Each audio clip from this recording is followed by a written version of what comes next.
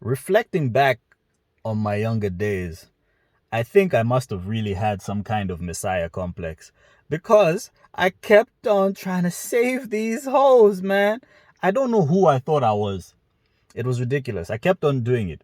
Any chick that happened to be in dire circumstances, whether it was like a troubled home life or she was in a whack relationship or she just came out of a bad relationship, I kept on trying to be there like, I can hear your heart crying out for me. I kept on being there like, you have so much potential. You could be so much more than this. Let me help you. Let me mold you, mama. And through all that, what I gained was a lot of pain. A lot of experience too, but a lot of pain mostly. You know, I've got a bar about this. It's like, the closest ones who hurt you tell me, can you bear the pain? What broke my heart fixed my sight. Fair exchange. But you know what else it gave me? Stories. That being said, Sim Stories Volume 2. Boom. So, I have to take it back to over a decade ago at this point. Back when I was a younger man. There was this bonfire we were at, and I noticed this pretty yellow bone colored thing with the fat gluteus max. I like that. And she noticed me too. Another problem I had is if a chick had a fat ass, I would give them more chances than they really deserved. Like, I'd see a fatty and be like, you know, outside of all this wilding she's doing, underneath it all, she's a good person. She's just misunderstood.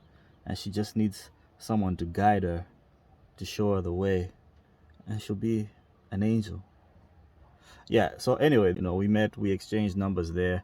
Later on that night, I went to Twigger, which was a club that was open a long time ago. This is how this is an old story. Went to Twigger, found her holding hands with some other dude. And I was like, oh, okay, I see what time we're on. I'm gonna have to rescue her from the streets. Which I did. And we were dating for a little bit.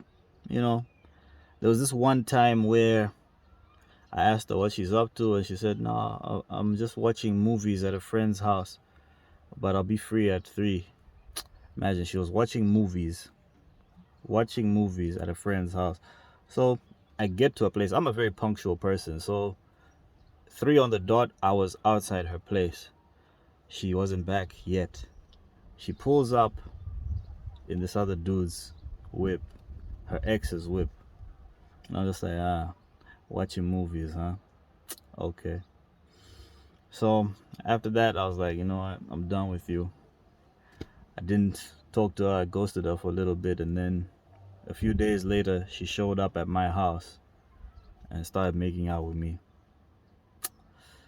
Yeah, and she had a fatty, so I forgave it, and we were dating again. So a few months passed. We're dating. Then all of a sudden, she breaks up with me. She's like, no, I can't do this anymore. I need to move on. What? And I was like, why?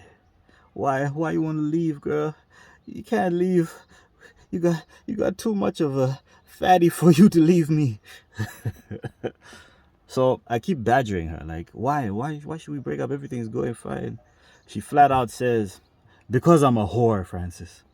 I am a whore. Bruh, I was like, damn. What you mean by that? Like, when you say whore, how much are we talking? A lot, or just a little bit of whoring? Yeah, she had been messing with other dudes, and she couldn't do that to me. She told me that I deserve better. And I was like, what you mean, girl? I mean, you could be better. I could change your life, girl. I could mold you into this better that you want from me. Because where am I going to find a fat ass like that again?